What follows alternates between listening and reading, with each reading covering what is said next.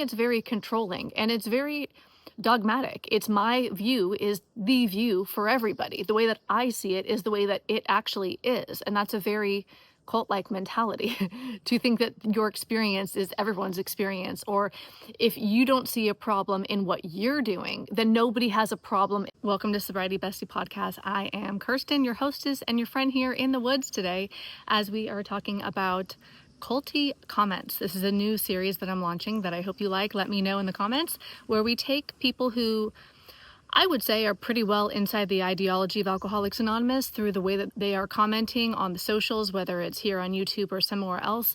And we're going to break down exactly what's going on in their comments from a deconstructing or deprogramming standpoint so that we can get free. Today's comment comes actually from when I first was saying on the internet that I left AA. A lot of people went batshit bananas. This person puts, "Why do you keep referring to AA as programming? You work the program. You do the steps. Nobody programs you unless you are in a very dysfunctional group or have a controlling sponsor. It's not designed to, quote, program anyone. It's a program for recovery and it works. If anyone wants to leave, that is truly up to the individual. Nobody is served by these messages of some trauma in leaving or staying. It is very individual." So there are a lot of things interesting about this comment that are very AA ideology. So let's unpack it. Okay. Why do you keep referring to AA as programming? So she starts off saying, why do you keep referring to AA as programming? And then she follows it with you work the program. So there's a clear, in her own actual language, confusion about what she's actually saying. You work the program. So what happens when you work the program? You're literally getting programmed. It's programming you. And so the programming in Alcoholics Anonymous is really everywhere, but it's in the preamble that we read in the beginning of the meetings, in most meetings, right? The meetings that I went to, it's the steps are programming. It's programming how you think and how you orient your life, telling you what your purpose is, telling you to surrender your will to a power outside of yourself, unless you believe that God's inside yourself, however you conceptualize God, but you might actually think it's a doorknob. So there's all sorts of things. Did you hear that your higher power that's going to get you sober could be a doorknob? Yeah, so there's that. Not understanding that the actual big book in and of itself is the Alcoholics Anonymous programming. I know for me, when I was inside Alcoholics Anonymous, I didn't understand mind control, thought reform, brainwashing. That's all different words for saying the same thing.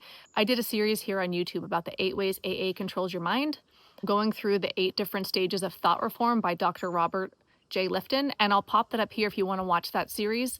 It's really, in my opinion, for me, it was super vital to understand thought reform, brainwashing, mind control, so I could start to see how it had actually happened to me and what I was believing, and take apart the beliefs that, through critical thinking, that are no longer true, so I can get free. So I could literally sift through the programming, understand what the programming was, sift through it, make decisions about what I actually believe, and then move on with my new programmed mind, my deprogrammed mind.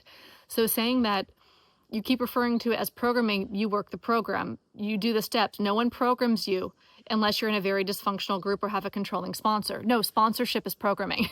Sponsorship is programming. You're literally confused. Sponsorship is programming. The steps are programming. The literature is programming. The chants, the repetition in the meetings, the holding your hands at the end of the meeting and doing the 3rd step prayer or the Lord's Prayer, programming. The Lord's Prayer, it's like turning your will over to God, right? And then the little shaking. Do you guys ever do that where you hold hands and then you shake hands and you say, it works if you work it? Programming. That is programming. It works if you work it is to basically say that the program works, and if you don't get results from the program, it is you. That programming is for blame and shame. That you're the problem. There's never a problem with the program. It's actually you. So literally the quotes too, all the little quotes that we do there, like the slogans, like one day at a time, live and let live. Oh, live and let live is such a good one to shut you down. These are thought-stopping techniques to silence us. The whole point is to remove our critical thinking, to remove our will, to have us surrender to God.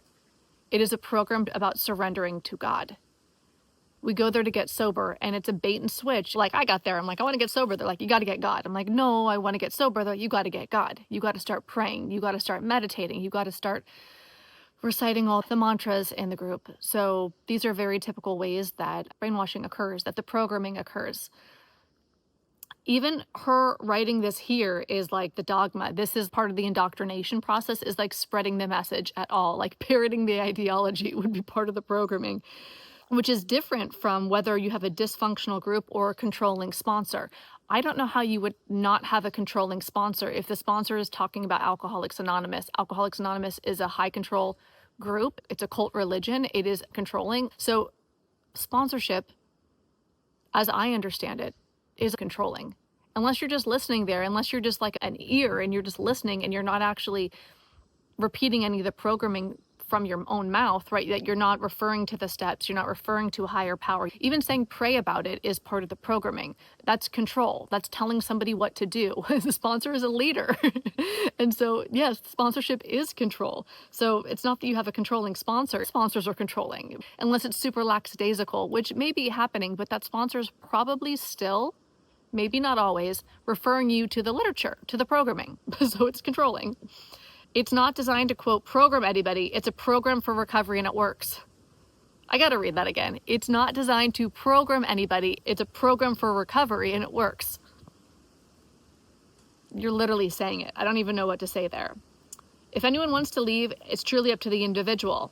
No, we can't leave. That's the problem, because we've been programmed, and the programming is that to leave is to die, essentially. So jails, institutions, and death if we leave. So how can we leave a group when the exit costs are so high? We don't know about the exit trauma yet, most likely when we're inside Alcoholics Anonymous, but we know there's exit costs. We all know we're going to get shunned.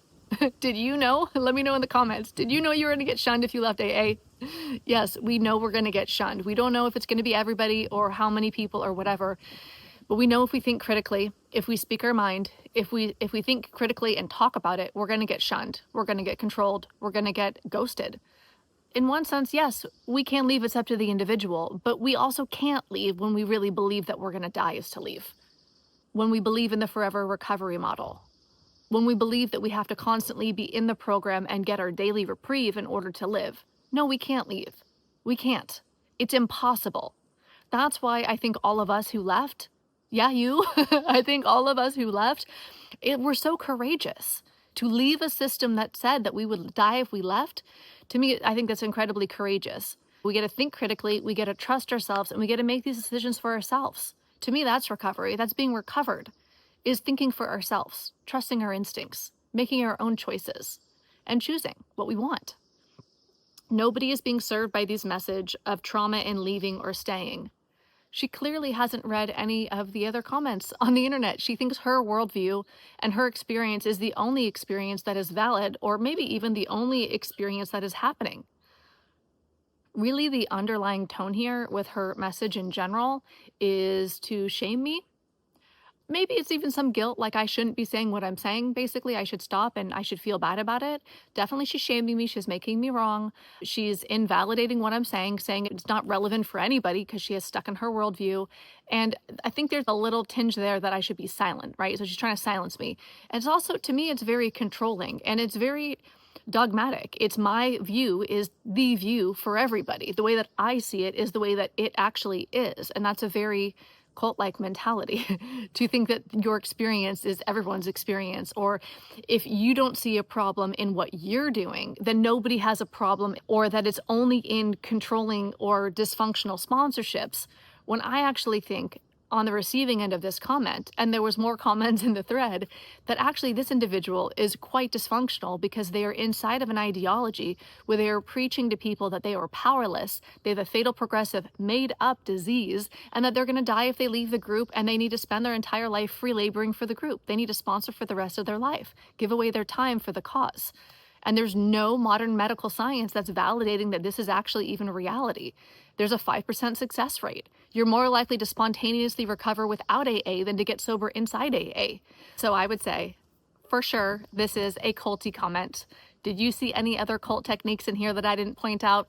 Leave them below. Leave your thoughts below. Are people in AA giving you culty comments? Have you spoken out about AA? Are you afraid to leave AA? Did you already leave AA? What is your current situation with leaving Alcoholics Anonymous and deprogramming from the hogwashery, baloney, bullshittery, or bill-shittery, as one of the commenters on here say?